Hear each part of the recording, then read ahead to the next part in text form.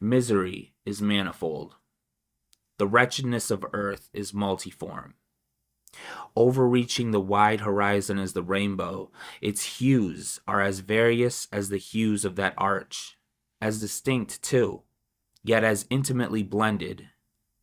Overreaching the wide horizon as the rainbow, how is it that from beauty I have derived a type of unloveliness? From the covenant of peace, a simile of sorrow. But as, in ethics, evil is a consequence of good, so, in fact, out of joy is sorrow born. Either the memory of past bliss is the anguish of today, or the agonies which are have their origin in the ecstasies which might have been. He fell forward in the filth. The coal skinned his face. He stretched out on the ground, weeping. "Now I feel better," she said. "Now I can wash my hands of you. I can wash my hands of all this. Because you see, there is some kindness, some saneness in me that I can find again and use. I can wash my hands." Then he heard her footsteps go away from him, over the rubble. He heard the clearer and more distant sound they made on the hard surface of the platform. He heard them diminish. He raised his head. He saw her climb the stairs of the wooden footbridge and cross it and go down to the other platform where her figure in the dim light looked small, common, and harmless. He raised himself out of the dust, warily at first, until he saw her, by her attitude, her looks, that she had forgotten him, that she had completed what she had wanted to do, and that he was safe. He got to his feet, picked up his hat from the ground where it had fallen, and walked home. She slowly unclosed her eyes and gazed into the mirror, which her husband had arranged for that purpose.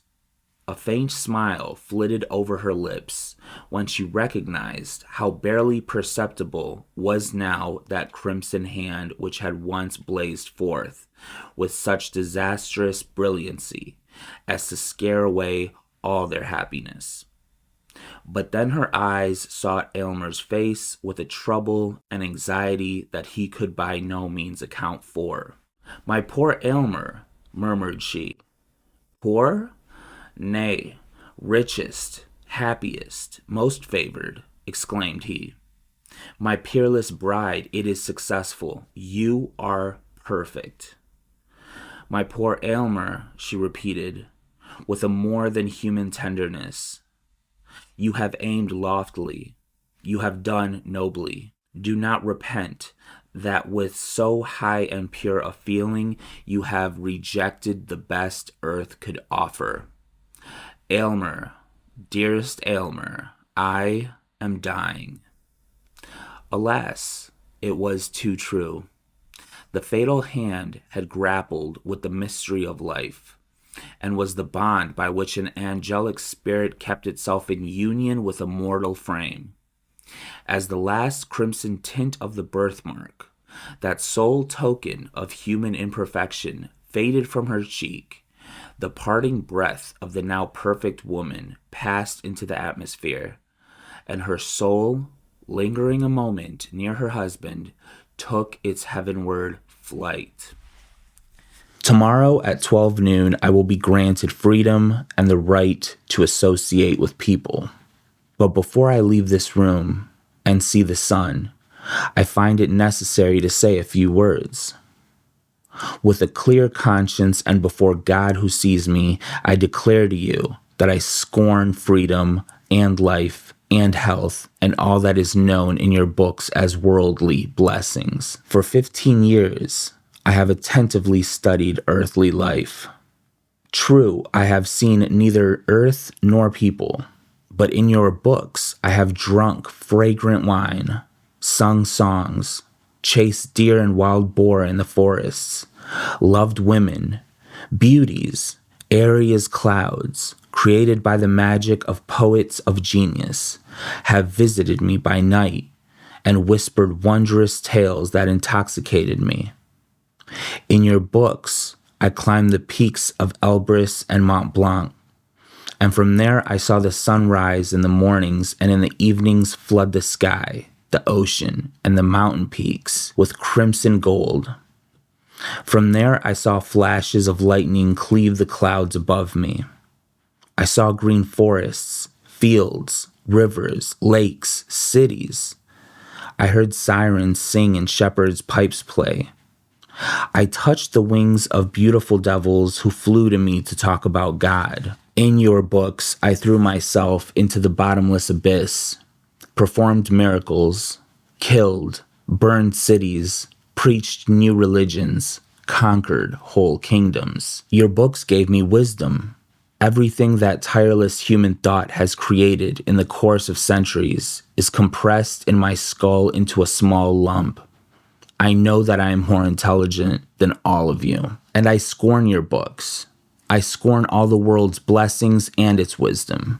It is all paltry and fleeting, and as deceptive as a mirage. You may be proud, wise, and beautiful, but death will wipe you from the face of the earth the same as cellar mice, and your descendants, history, the immortality of your geniuses will freeze or burn along with the terrestrial globe. You have lost your minds and are following the wrong path. You take falsehood for truth and ugliness for beauty.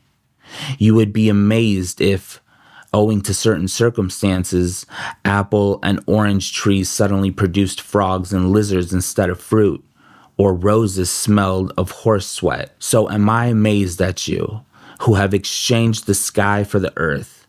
I do not want to understand you. To show you in practice my scorn for what you live by, I renounce the 2 million that I once dreamed of as paradise, and which I now scorn. To deprive myself of my right to it, I will leave here 5 hours before the agreed term, thereby breaking the contract. Presently, I heard a slight groan, and I knew it was the groan of mortal terror. It was not a groan of pain or of grief, oh no. It was the low, stifled sound that arises from the bottom of the soul when overcharged with awe. I knew the sound well. Many a night, just at midnight, when all the world slept, it has welled up from my own bosom, deepening, with its dreadful echo, the terrors that distracted me. I say I knew it well. I knew what the old man felt and pitied him, although I chuckled at heart. I knew that he had been lying awake ever since the first slight noise, when he had turned in the bed. His fears had been ever since growing upon him. He had been trying to fancy them causeless, but could not. He had been saying to himself, "It is nothing but the wind in the chimney. It is only a mouse crossing the floor, or it is merely a cricket which has made a single chirp." Yes, he has been trying to comfort himself with these suppositions, but he had found all in vain. All in vain, because death, in approaching him, had stalked with his black shadow before him and enveloped the victim. And it was the mournful influence of the unperceived shadow that caused him to feel, although he neither saw nor heard, to feel the presence of my head within the room. Creepy. Creepy, and it gives us a reason to shudder and just realize, okay, this narrator really is about his business.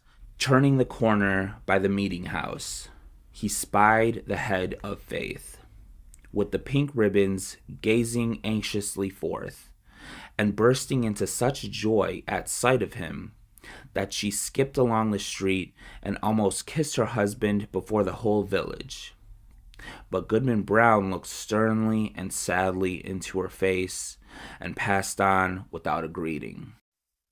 Had Goodman Brown fallen asleep in the forest and only dreamed a wild dream of a witch meeting? Be it so if you will, but alas, it was a dream of evil omen for young Goodman Brown. A stern, a sad, a darkly meditative, a distrustful, if not a desperate man, did he become from the night of that fearful dream. On the Sabbath day, when the congregation were singing a holy psalm, he could not listen because an anthem of sin rushed loudly upon his ear and drowned all the blessed strain.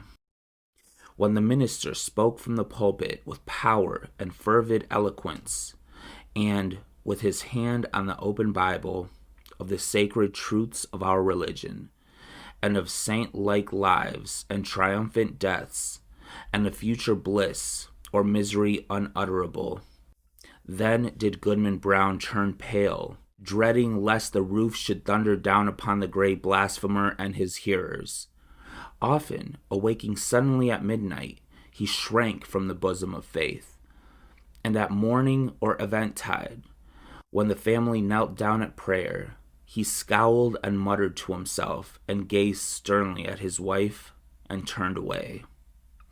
And when he had lived long and was borne to his grave a hoary corpse, followed by faith, an aged woman, and children and grandchildren, a goodly procession, besides neighbors not a few, they carved no hopeful verse upon his tombstone, for his dying hour was gloom. Sad stuff. Extremely sad stuff. I found myself sitting in the library, and again sitting there alone. It seemed that I had newly awakened from a confused and exciting dream. I knew that it was now midnight, and I was well aware that since the setting of the sun, Berenice had been interred. But of that dreary period which intervened, I had no positive, at least no definite comprehension. Yet its memory was replete with horror. Horror more horrible from being vague, and terror more terrible from ambiguity. It was a fearful page in the record of my existence, written all over with dim and hideous and unintelligible recollections. I strived to decipher them, but in vain. While ever and anon, like the spirit of a departed sound, the shrill and piercing shriek of a female voice seemed to be ringing in my ears. I had done a deed. What was it? I asked myself the question aloud, and the whispering echoes of the chamber answered me. What was it? What else can you say other than, wow,